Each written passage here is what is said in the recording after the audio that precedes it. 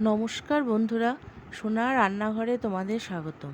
আজকের রেসিপি লোটে মাছের ঝুরি।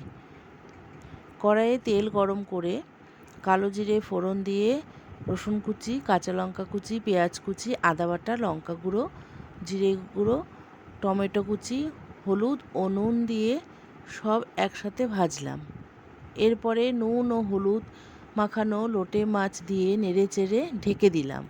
কিছুক্ষণ পরে মাছ থেকে যখন অনেক জল বের হলো, তখন একটি কাঁটা চামচের সাহায্যে মাছ থেকে আস্তে আস্তে হালকা হাতে সব কাঁটাগুলো বের করে নিলাম।